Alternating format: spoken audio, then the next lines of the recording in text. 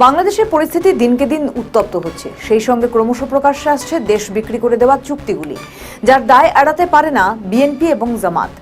মাত্র কয়েক মাসে বিএনপি সরকারের ব্যর্থতা এতটাই চরমে যে দেশের স্বরাষ্ট্রমন্ত্রীকে ভুয়ো শুনতে হচ্ছে। সেই সঙ্গে ভুল পররাষ্ট্রনীতির কারণে ভারতের বিষ নজরে পড়েছে বাংলাদেশ। কখনো চীন, কখনো আমেরিকার হাত ধরতে গিয়ে নিজেদের অবস্থান স্পষ্ট করতে না পারার কারণে কোনো দেশই বিশ্বাস করতে পারছে না বাংলাদেশকে। আর এই পরিস্থিতিতে শেখ হাসিনার ফেরার আলোচনা সামনে আসতেই কেন হঠাৎ সক্রিয় হয়ে উঠেছে ইউনুস সেন্টার?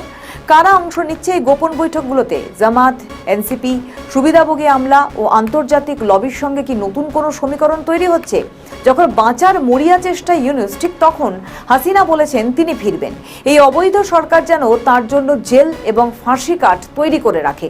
আর ঠিক এই সময় ভারত সফরে মার্কো রুবিও।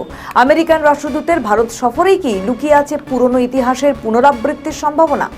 আবার কি মাথা উঁচু করে দেশে ফিরছেন শেখ হাসিনা? শেখ হাসিনা ফেরার ঘোষণা দেওয়ার পিছনে আসল রহস্য কি? মার্কো রুবিওর ভারত সফর, আওয়ামী লীগের নেতাকর্মীরা কি সব ভয় ভুলে রাস্তায় নামবে প্রিয় নেত্রীর প্রত্যাবর্তনে? জনজোয়ারে হাসিনা দেশে ফিরবেন, এই খবর আসতেই ইউনুসের সাথে ষড়যন্ত্রকারীদের হৃদকম্পন শুরু। তারা প্রতিদিন মিটিং করছেন কি করে হাসিনার ফেরাকে আটকানো যায়। ইউনুস সাহেব খুব ভয়ে আছেন, কারণ হলো জনগণের মুড বদল।